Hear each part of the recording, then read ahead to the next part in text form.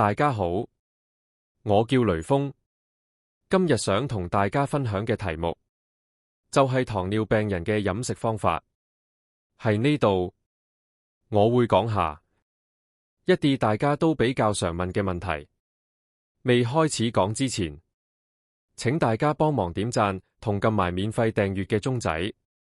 呢啲就係對我繼續製作影片最大嘅支持。糖尿病人嘅飲食要講求適當，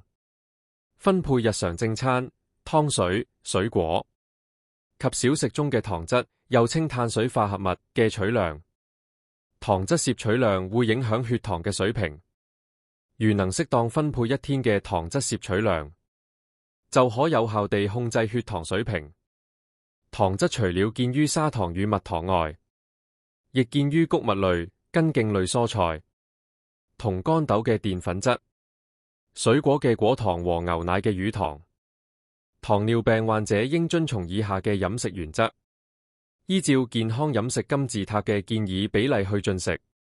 均衡飲食，定時定量，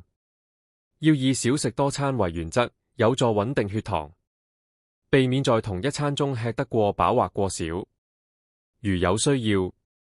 可在兩餐之間加入1至2件健康小食，注意營養均衡，多吃高纖維食物，例如蔬菜、水果、全麥麵包、糙米。選用健康嘅烹調方法，如蒸、煮、烚，減少進食高脂肪嘅食物，例如肥肉、油炸食物、全脂奶、蛋糕、椰漿，避免進食高糖分嘅食物。愛吃甜食嘅人士可使用代糖調味，減少以生粉打芡，並避免用芡汁拌飯。選用含低脂肪嘅食物，並採用低脂烹調方法。以下嘅食物，糖尿病患者要盡量減少去食粥類、糊類等食物，因為如果將白米熬成粥，其中嘅澱粉大部分轉化為糊精，糊精更易被腸胃消化吸收，並很快轉化成葡萄糖，使血糖迅速升高。且粥熬嘅時間越長，食用後血糖升高嘅速度越快，所以糖尿病患者最好米粥、米糊等食物也應減少吃。朱古力、果汁、果醬、雪糕、各式糖果、水果罐頭及各式含糖糕點等，糖尿病患者都不宜食用。食咗之後會使到血糖快速升高，所以含糖食物也應減少吃。肥豬肉、豬油、動物內臟、雞皮、鴨皮、牛油、奶油等富含脂肪和膽固醇嘅食物，糖尿病患者應該避免食用。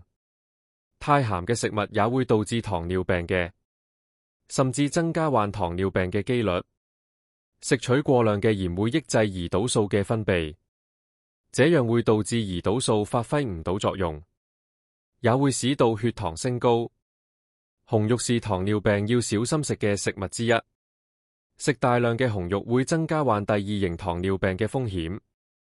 建議糖尿病患者，若真係要食紅肉嘅話，建議1星期食1至2次，每次份量唔好超過400克，或是以雞胸肉、魚肉等白肉代替。荔枝、龍眼、香蕉、西瓜、鳳梨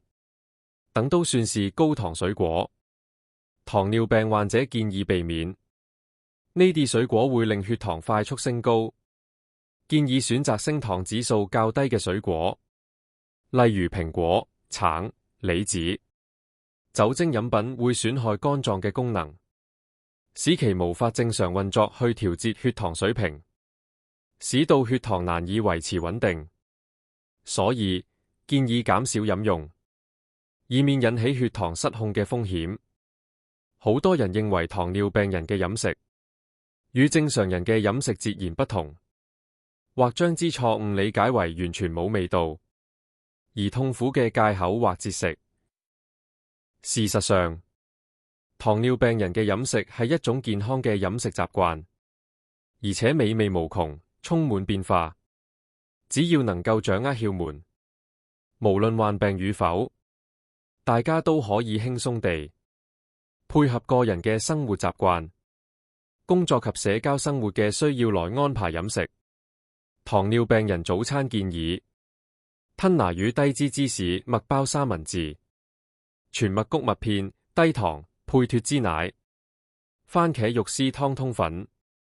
全麥饅頭、生菜雞絲湯意粉、番茄雞蛋麥包三文治、麥皮脫脂奶配紅梅乾及原味果仁。糖尿病人上午茶點建議：蘋果、梨、橙、提子、火龍果、原味餅乾。糖尿病人午餐建議：雲吞湯米粉、番茄牛肉飯、意式香草大蝦意粉、白切雞飯去皮、野菜豚肉拉麵、冬瓜海鮮湯飯、蝦餃、燒賣、牛肉腸粉、雞包、灼菜唔好加油。糖尿病人下午茶點建議：奇異果、木瓜、低脂低糖果味乳酪、原味餅乾、乾焗原味果仁、草莓、蜜柑。糖尿病人晚餐建議：星期一，番茄香茅鮮蝦湯、西蘭花炒帶子、香茅肉絲、菇菌炒雜菜、醋白米飯，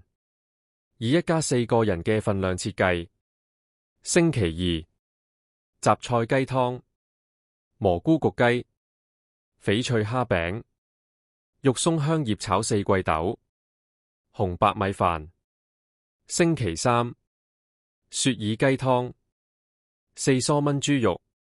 香草三文魚薯餅、肉鬆蒜蓉茄子、多穀麥飯。星期四，豆腐蔬菜湯、松子馬蹄碎肉、翡翠蝦餅、菇菌炒雜菜、藜麥白米飯。星期五，白肉雜菜粒湯、